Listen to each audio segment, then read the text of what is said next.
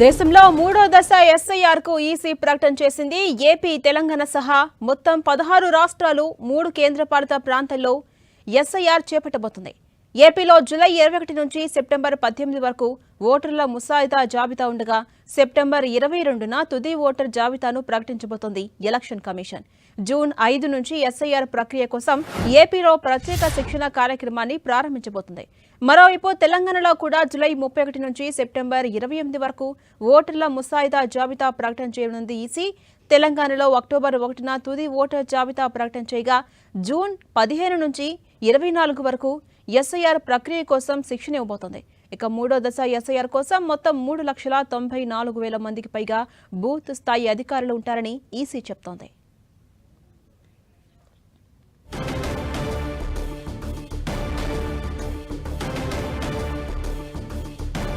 దేశంలో మూడో దశ ఎస్ఐఆర్ కు ఈసీ ప్రకటన చేసింది. ఏపీ, తెలంగాణ సహా మొత్తం 16 రాష్ట్రాలు, అలాగే 3 కేంద్రపాలిత ప్రాంతాల్లో ఎస్ఐఆర్ చేపట్టబోతోంది ఈసీ.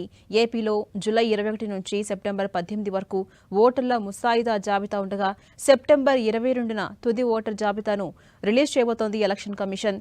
ఇక జూన్ 5 నుంచి ఎస్ఐఆర్ ప్రక్రియ కోసం ఏపీలో ప్రత్యేక శిక్షణ కార్యక్రమాన్ని కూడా ప్రారంభించబోతోంది. మరోవైపు తెలంగాణలో కూడా జూలై 1 నుంచి సెప్టెంబర్ 28 వరకు ఓటర్ల ముసాయిదా జాబితా ప్రకటన చేయనుంది.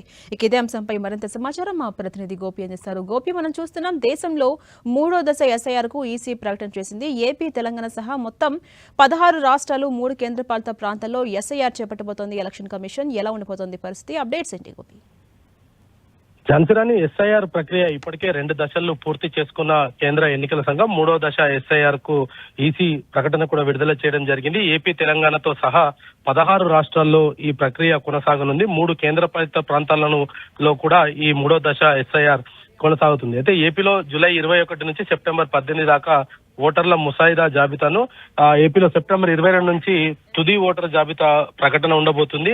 అయితే జూన్ 5 నుంచి ఎస్ఐఆర్ ప్రక్రియ కోసం శిక్షణ కూడా ప్రారంభమైంది. మరి తెలంగాణలో చూస్తే జూలై 31 నుంచి సెప్టెంబర్ 28 వరకు ఓటర్ల ముసాయిదా జాబితాను ప్రకటించబోతుంది. ఆ తర్వాత అక్టోబర్ 1న తుది ఓటర్ల జాబితాను ప్రకటించనుంది. తెలంగాణలో జూన్ 15 నుంచి 24 వరకు కూడా ఎస్ఐఆర్ ప్రక్రియ కోసం శిక్షణ తరగతులను ఏర్పాటు చేయనున్నారు. అయితే ముఖ్యంగా దేశవ్యాప్తంగా కూడా ఇప్పటికే 2 దశల్లో ఎస్ఐఆర్ అమలు చేయడము, దానికి సంబంధించిన రిజల్ట్స్ కూడా చూసాము. ఓటింగ్ పర్సంటేజ్ కి సంబంధించి కావచ్చు, ఇతర ప్రాంతాల్లో ఉండే వాళ్ళు కూడా తమ ఓటు హక్కును వేరే రాష్ట్రాల్లో 2-3 చోట్ల కూడా రిజిస్ట్రేషన్ చేసుకున్న వాళ్ళందరినీ కూడా తొలగించడం జరిగింది. అదే విధంగా చనిపోయిన వారు వేరే ప్రాంతంలోకి అక్కడ ఓటర్ గా నమోదైన వాళ్ళను కూడా పూర్తిగా ప్రక్షాళన చేయడం జరిగింది. దాని ఫలితాలు ఇటు తమిళనాడు కావచ్చు, వెస్ట్ బెంగాల్లో కావచ్చు అత్యధిక ఓటింగ్ పర్సంటేజ్ అయితే చూడడం జరిగింది. అయితే బోగస్ వైపులు ఒక సైడ్ తొలగిపోవడం తోటి అసలైన ఓటర్లు ఓటు వేయడం తోటి ఆ యొక్క పర్సంటేజ్ వచ్చిందనేది కూడా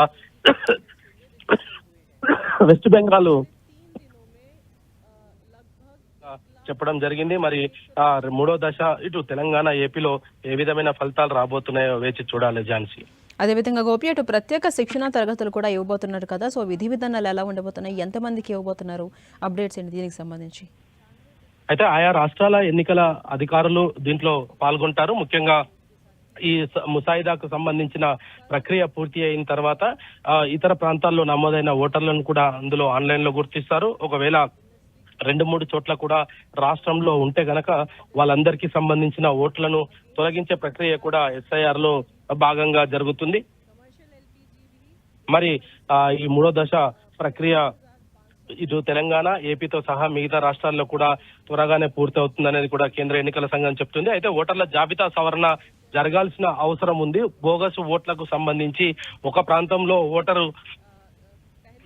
ఓటు వేసిన తర్వాత తమ ఓటు హక్కును మరో ప్రాంతంలో కూడా వినియోగించుకుంటున్న నేపథ్యంలో అటువంటి వాటికి చెక్ పెట్టే దిశగా ఈ ఎస్ఐఆర్ ప్రక్రియను కొనసాగిస్తుంది. అదేవిధంగా స్వాతంత్రం వచ్చిన తర్వాత అనేక ప్రాంతాల్లో కూడా చనిపోయిన వారి ఓటుల లిస్టులో నుంచి తొలగించకపోవడం తోటి వాళ్ళందరినీ కూడా ఓటర్లుగా చూపించడంతో మరి ఈ పర్సంటేజ్ లో తేడా అయితే ప్రతి ఎలక్షన్ సమయంలో చూస్తూ వస్తున్నాం. అయితే ఇటువంటివన్నీ కూడా జరగకుండా ఉండేందుకు దేశవ్యాప్తంగా కూడా ఓటర్ల జాబితా సవరణ చేయాలనేది కూడా కేంద్ర ఎన్నికల సంఘం భావించడం జరిగింది. దానికి తగ్గట్టుగానే ఇప్పటికే 2 దశల్లో కూడా విజయవంతంగా ఈ ఎస్ఐఆర్ ప్రక్రియను పూర్తి చేయడం జరిగింది.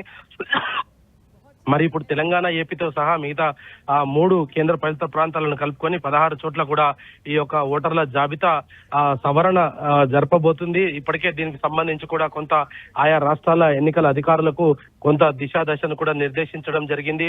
ట్రైనింగ్ ప్రక్రియలో ఎటువంటి అంశాలను పరిగణనలోకి తీసుకోవాలి, ఇతర అంశాలతోటి కూడా ఈ యొక్క SIR ను పూర్తి స్థాయిలో నిర్వహించనున్నారు Jhansi. Right, thank you Gopi.